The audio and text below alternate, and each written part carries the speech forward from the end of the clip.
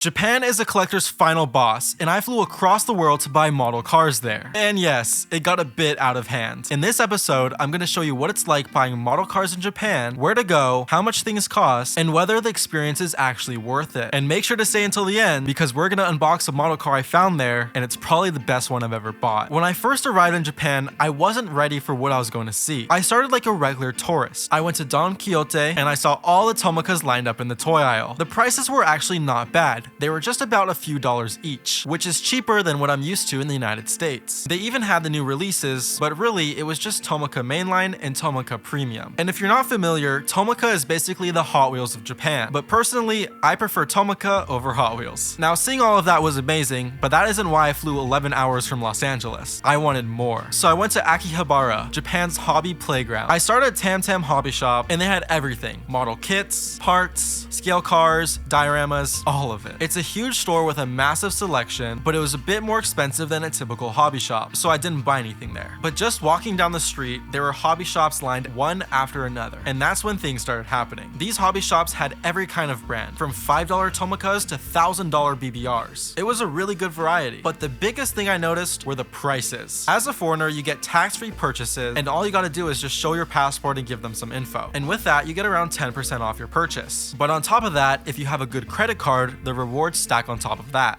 That's when I knew Tokyo was dangerous. But I wanted to go deeper. I wanted to get better deals and find better stock. So I took a train from Shibuya about 45 minutes to Nakano Broadway. Nakano Broadway is this enclosed shopping mall with multiple floors, and you can walk in circles and not even realize it. And when I actually found a model car I wanted, I got lost looking for the same store again, even though I was on the same floor. That's how confusing it is. The highlight here is the Mandrake, which is like a consignment shop for collectibles. People either sell to Mandrake directly or consign to them. Either way, they have high-end stuff. This one Mandrake had exclusive model cars. I'm talking CMC, Exodo, 112 scales, everything. And this was when I started to go broke. I spotted a CMC Ferrari 250 GTO, which was listed for about $1,000. But here's the thing, that exact model is worth triple in the United States. But while I was checking out, there was this 112 scale Porsche for about $200, and the cheapest one on eBay was over $600. So yeah, that haul in Nakano got serious. But I didn't stop there. Nakano Broadway is amazing, but I heard that there were shops even farther out with better prices. So I went down to Yokohama, and about 30 minutes to the west was this really small model car shop that had a lot of inventory. Getting there wasn't necessarily too hard, but there were a lot of transfers and it was a decent walk. Inside though, it was like everything I was searching for. There was a large-scale Huracan Performante, makeup collection models, all kinds of rare pieces. I even found some unreleased Hung Hing collectible models like this 1/43rd scale Lamborghini Aventador SVJ. There was literally nobody selling it online when I saw it at the store. I'll tell you this, any model car collector would have found something that they had liked. And I definitely did, because I spent over $1,000 there. The best thing I found was this makeup collection Lamborghini Centenario Roadster. This is my absolute dream car if money was no object. When I was younger, I saw this car at local car meets at the Lamborghini dealer. I think today that car is worth around $2.5 to $3 million, but this model was just $200. The thing is, about that price, I went and looked at eBay, and the only person selling it was someone I knew for triple. If I could go back and I had all the money in the world, I would have bought all of them. But I didn't just shop in Japan. I also traveled to Taiwan, South Korea, and Singapore afterwards. Taiwan had the cheapest model cars, South Korea's scene was definitely much smaller, and Singapore was expensive. After that, I went to Kyoto and I found some shops in the Kansai area, including Kobe. Kobe is known for their best meat in the world, and of course, I tried it. They even told me the name of the cow. And while that was incredible, they also had Book Off, Tam Tam, and other hobby stores that I had to check out. Even though those are technically chains, the deals were still really good. I found a first edition Tomica NSX for about $10, a makeup model for $100, and a Kyosho 1/43rd scale Veneno for $20, and the list goes on. So how much did I really spend? Well, it was over $10,000. From Tomica to AutoArt to CMC, RX-7s, Lamborghinis, Ferraris, and more, I bought almost every scale and every brand. And I'm gonna talk more about the differences of each brands and scales in future videos. But the best model car that I bought in Japan. This is a CMC Ferrari 250 GTO. This is the model that I bought at Nakano Broadway for $1,000. It was the most that I spent on any model car on this trip. The real car is the most expensive car in the world. I'm sure that they're trading for around $100 million now. So yeah, this model version isn't exactly cheap either. This one is worth about $3,000. CMC is on a different level, limited, handcrafted, and extremely detailed. It comes in a custom custom leather style presentation case with documentation, and the model itself feels like a miniature version of the real thing. Opening parts, working straps, even the steering wheel connects to the wheels. Now, these aren't cheap parts used on other 18 scale models. Even though this is a diecast, this is handcrafted with thousands of parts. So it has full linkage suspension, a steering rack, and more. It's not something just shoved on hinges and they called it a day. It's flawless and easily one of the most impressive models I've ever owned. As much as I love it, I'll probably have to sell it one day just because how much I spent on this trip. But until then, I'm gonna enjoy it as one of my main souvenirs from this amazing trip to Japan. Thanks for watching, and if you have any questions about model car shopping in Japan, feel free to leave a comment and don't forget to subscribe for the next episode.